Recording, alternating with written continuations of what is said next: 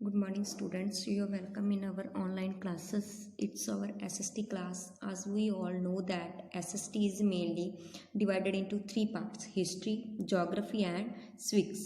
Today we discuss about our history part. History mean to say past, and we discuss about our first lesson, that is a medieval India. In our last class, we studied that history is also divided into three parts: ancient, medieval, and modern.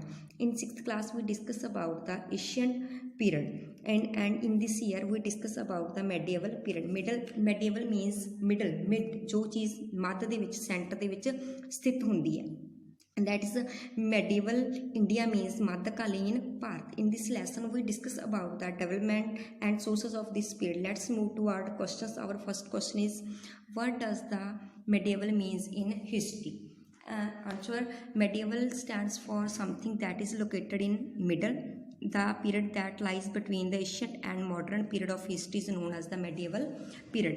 Medieval ਦਾ ਮਤਲਬ ਹੈ ਉਸ ਚੀਜ਼ ਲਈ ਜੋ ਚੀਜ਼ ਕਿਸੇ ਵੀ ਚੀਜ਼ਾਂ ਦੇ ਸੈਂਟਰ ਵਿੱਚ ਸਥਿਤ ਹੁੰਦੀ ਹੈ। ਜਿਸ ਤਰ੍ਹਾਂ ਏਸ਼ੀਅਨ ਐਂਡ ਮਾਡਰਨ ਪੀਰੀਅਡ ਦੇ ਸੈਂਟਰ ਵਿੱਚ ਸਥਿਤ ਹੈ ਜੋ ਹਿਸਟਰੀ, ਜੋ ਪੀਰੀਅਡ ਉਸ ਦੇ ਵਿੱਚ ਸੈਂਟਰ 'ਚ ਸਥਿਤ ਹੁੰਦਾ ਉਸ ਨੂੰ ਮਿਡਲ ਪੀਰੀਅਡ ਜਾਂ medieval ਪੀਰੀਅਡ ਕਿਹਾ ਜਾਂਦਾ ਹੈ। ਨੈਕਸਟ ਕੁਐਸਚਨ ਆ, how has the extensive use of paper during the medieval period helped historians? ਮੈਡੀਏਵਲ ਸਮੇਂ ਦੇ ਵਿੱਚ ਪੇਪਰ ਦੀ ਬਹੁਤ ਜ਼ਿਆਦਾ ਵਰਤੋਂ ਸਾਡੇ ਇਤਿਹਾਸਕਾਰਾਂ ਦੀ ਮਦਦ ਕਿਸ ਤਰ੍ਹਾਂ ਕਰਦੀ ਹੈ। Paper was used for writing rules of king, judicial system and taxation system, life of people as a result that now provide valuable information to the historians. ਜਿਹੜੇ ਪੇਪਰ ਨੇ ਉਸ ਸਮੇਂ ਜੋ ਉਹਨਾਂ ਰਾਜਿਆਂ ਦੇ ਜਿੰਨੇ ਵੀ ਨਿਯਮ ਸੀਗੇ, ਉਹਨਾਂ ਦੇ ਕੋਈ ਕਾਨੂੰਨ ਸੀਗਾ, ਉਹਨਾਂ ਦਾ ਕੋਈ ਟੈਕਸ ਸਿਸਟਮ ਸੀਗਾ, ਲੋਕਾਂ ਦੀ ਜ਼ਿੰਦਗੀ ਸੀ, ਸਾਰੀ ਉਸ ਸਮੇਂ ਲਿਖਤੀ ਰੂਪ ਵਿੱਚ ਸਾਨੂੰ ਪ੍ਰੋਵਾਈਡ ਹੋਈ ਹੈ, ਜੋ ਕਿ ਅੱਜ ਕੱਲ੍ਹ ਸਾਨੂੰ ਬਹੁਤ ਹੀ ਮਹੱਤਵਪੂਰਨ ਜਾਣਕਾਰੀ ਸਾਡੇ ਇਤਿਹਾਸਕਾਰਾਂ ਨੂੰ ਦੇ ਰਹੀ ਹੈ। What is difference between numismatics and epigraphy? Numismatics, it is a science of systematic collection and study of coins. Numismatics ਕੀ ਹੈ? ਇੱਕ ਗਿਆਨ ਹੈ ਜਿਸ ਦੇ ਜ਼ਰੀਏ ਆਪਾਂ ਸਿੱਕਿਆਂ ਨੂੰ ਪੜ੍ਹ ਸਕਦੇ ਹਾਂ ਅਤੇ ਉਹਨਾਂ ਦੀ ਕਲੈਕਸ਼ਨ ਨੂੰ ਰੱਖ ਸਕਦੇ ਹਾਂ। ਨੈਕਸਟ ਇਜ਼ ਆ epigraphy. Epigraphy is a science of studying inscriptions. Inscriptions ਕੀ ਹੁੰਦੀਆਂ ਨੇ? ਕੁਛ ਲਿਖਤਾਂ ਹੁੰਦੀਆਂ ਨੇ ਜੋ ਧਾਰਮਿਕ ਸੇਧਾਂ ਦਿੰਦੀਆਂ ਨੇ। Epigraphy is a study of inscriptions.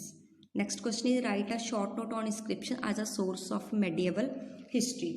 Answer: it gives us information about rule of particular dynasty, trade, commerce, etc. and consists of religious instruction. in ਜੋ ਵੀ ਇਨਸਕ੍ਰਿਪਸ਼ਨਸ ਕੀ ਹੁੰਦੀਆਂ ਨੇ, ਜੋ ਸਾਨੂੰ ਕਿਸੇ ਇੱਕ ਪਰਟੀਕੂਲਰ ਸਾਮਰਾਜ ਬਾਰੇ, ਉੱਥੋਂ ਦੇ ਵਪਾਰ ਬਾਰੇ ਅਤੇ ਉਹਨਾਂ ਚੀਜ਼ਾਂ ਬਾਰੇ ਸਾਨੂੰ ਅਲੱਗ-ਅਲੱਗ ਤਰ੍ਹਾਂ ਦੀ ਜਾਣਕਾਰੀ ਪ੍ਰੋਵਾਈਡ ਕਰਵਾਉਂਦੀਆਂ ਨੇ, ਅਤੇ ਨਾਲ ਹੀ ਕੀ ਹੁੰਦੀਆਂ ਨੇ, ਇਹ ਸਾਨੂੰ ਕੁਝ ਕੁ ਜਿਹੜੀਆਂ ਧਾਰਮਿਕ ਸੇਧਾਂ ਉਹਨਾਂ ਬਾਰੇ ਵੀ ਦੱਸਦੀਆਂ। ਐਂਡ ਇਨਸਕ੍ਰਿਪਸ਼ਨਸ ਮੇਨਲੀ ਸਾਨੂੰ ਕਿਸੇ ਵੀ ਮੋਨੂਮੈਂਟਸ ਦੀਆਂ ਕੰਧਾਂ ਉੱਪਰ ਬਣੀਆਂ ਹੋਈਆਂ ਆਰਾਮ ਨਾਲ ਮਿਲ ਜਾਂਦੀਆਂ ਨੇ।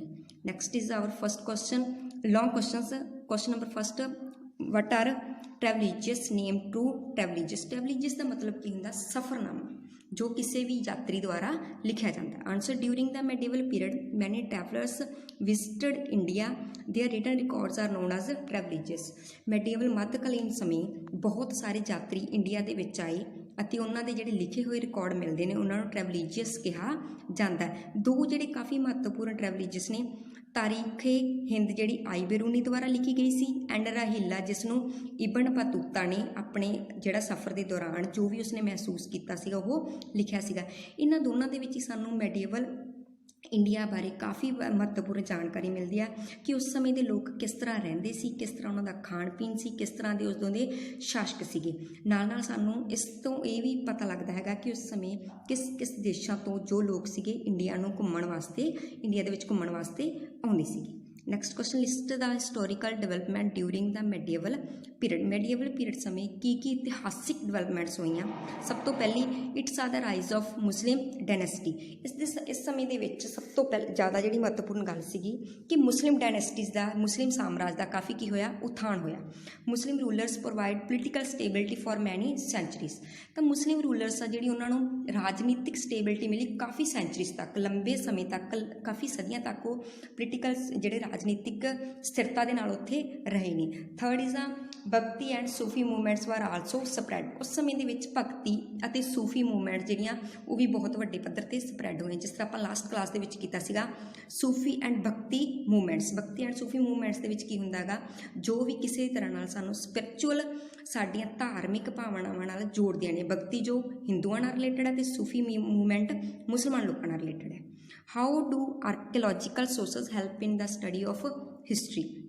Archaeological sources such as monuments, art, object, ornament give invaluable information of the period of which they belong. Archaeological मतलब ਜਿਹੜੇ ਪੁਰਾਤਨ ਸੋਰਸ ਨੇ ਉਹ ਸਾਡੇ ਜਿਸ ਤਰ੍ਹਾਂ ਆਪਾਂ ਮੋਨੂਮੈਂਟਸ ਮਤਲਬ ਸਮਾਰਕ ਜਿਸ ਤਰ੍ਹਾਂ ਤਾਜ ਮਹਿਲ ਹੋ ਗਿਆ, ਕੋਈ ਵੀ ਆਰਟ, ਕੋਈ ਵੀ ਚੀਜ਼ਾਂ ornament ਮਤਲਬ ਗਹਿਣੇ, ਇਹ ਸਾਨੂੰ ਉਸ ਸਮੇਂ ਦੇ ਵਿੱਚ ਉਸ ਸਮੇਂ ਦੀ ਕਾਫੀ ਮਹੱਤਵਪੂਰਨ ਜਾਣਕਾਰੀ ਦਿੰਦੇ ਨੇ ਜਿਸ ਸਮੇਂ ਨਾਲ ਇਹ ਕੀ ਹੁੰਦੇ ਨੇ ਸੰਬੰਧਿਤ ਹੁੰਦੇ ਨੇ। ਜਿਸ ਤਰ੍ਹਾਂ ਤਾਜ ਮਹਿਲ ਜਦੋਂ ਬਣਾਇਆ ਗਿਆ ਉਸ ਸਮੇਂ ਦੀ ਸਾਨੂੰ ਪੂਰੀ ਜਾਣਕਾਰੀ ਦੇ ਰਿਹਾ ਹੈਗਾ ਕਿ ਇਹ ਕਿਸ ਤਰ੍ਹਾਂ ਬਣਾਇਆ ਗਿਆ, ਕਿੰਨਾ ਨੇ ਬਣਾਇਆ ਸੀ, ਉਸ ਸਮੇਂ ਕਿਸ ਤਰ੍ਹਾਂ ਦੇ ਲੋਕ ਸੀ, ਕਿਸ ਤਰ੍ਹਾਂ ਦੀ ਲੈਂਗੁਏਜ ਯੂਜ਼ ਹੁੰਦੀ ਸੀ, ਜੋ ਉਸ ਦੇ ਵਿੱਚ ਇਨਸਕ੍ਰਿਪਸ਼ਨਸ ਲੱਗੀਆਂ ਹੋਈਆਂ ਨੇ ਸਾਨੂੰ ਉਹਨਾਂ ਤੋਂ ਪਤਾ ਲੱਗਦੀ। ਇਸੇ ਤਰ੍ਹਾਂ ਰੈੱਡ ਫੋਰਟ ਹੈ ਉਹ ਵੀ ਸਾਨੂੰ ਉਸ ਸਮੇਂ ਦੀ ਜਾਣਕਾਰੀ ਦਿੰਦਾ ਜਦੋਂ ਉਸ ਨੂੰ ਕੀ ਉਸ ਸਮੇਂ ਬਣਾਇਆ ਗਿਆ ਸੀਗਾ।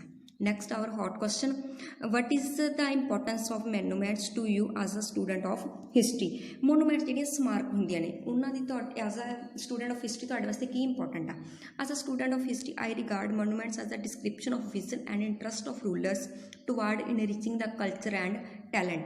ਇੱਕ ਇਤਿਹਾਸ ਦਾ ਸਟੂਡੈਂਟ ਹੋਣ ਦੇ ਨਾਤੇ ਮੈਨੂੰ ਇਹ ਲੱਗਦਾ ਕਿ ਮੋਨੂਮੈਂਟਸ ਮੈਨੂੰ ਉਹ ਚੀਜ਼ ਨੂੰ ਡਿਸਕ੍ਰਿਪਟ ਕਰਦੀਆਂ ਨੇ ਕਿ ਉਸ ਸਮੇਂ ਦੇ ਰਾਜਿਆਂ ਦੀ ਨਜ਼ਰੀਆ ਕਿਸ ਤਰ੍ਹਾਂ ਦਾ ਸੀ ਅਤੇ ਆਪਦੇ ਕਲਚਰ ਐਂਡ ਟੈਲੈਂਟ ਨੂੰ ਉਹ ਕਿਸ ਤਰ੍ਹਾਂ ਨਾਲ ਇੱਕ ਨਵੀਂ ਬੁਲੰਦੀ 'ਤੇ ਪਹੁੰਚਾਉਣ ਦੀ ਖਾਤਰ ਉਹਨਾਂ ਵਾਸਤੇ ਕੰਮ ਕਰ ਰਹੇ ਸੀਗੇ। ਤਾਂ ਇਸ ਤਰ੍ਹਾਂ ਜਿਹੜੀਆਂ ਮੋਨੂਮੈਂਟਸ ਆ ਉਹਨਾਂ ਤੋਂ ਸਾਨੂੰ ਪਤਾ ਲੱਗਦਾ ਹੈ ਕਿ ਉਸ ਸਮੇਂ ਦੇ ਲੋਕਾਂ ਦਾ ਨਜ਼ਰੀਆ ਕਿਸ ਤਰ੍ਹਾਂ ਦਾ ਸੀ, ਕਿੰਨਾ ਕੁ ਉਸ ਸਮੇਂ ਟੈਲੈਂਟ ਸੀ ਅਤੇ ਉਸ ਟੈਲੈਂਟ ਨੂੰ ਕਿੰਨਾ ਅੱਗੇ ਤੱਕ ਪਹੁੰਚਾਉਣਾ ਚਾਹੁੰਦੇ ਸੀਗੇ। ਇਸ ਹਿਸਟਰੀ ਦੇ ਜ਼ਰੀਏ ਇਹਨਾਂ ਮੋਨੂਮੈਂਟਸ ਦੇ ਜ਼ਰੀਏ ਉਹ ਸਾਨੂੰ ਸਭ ਚੀਜ਼ਾਂ ਉਹਨਾਂ ਬਾਰੇ ਦੱਸਦੇ ਆ।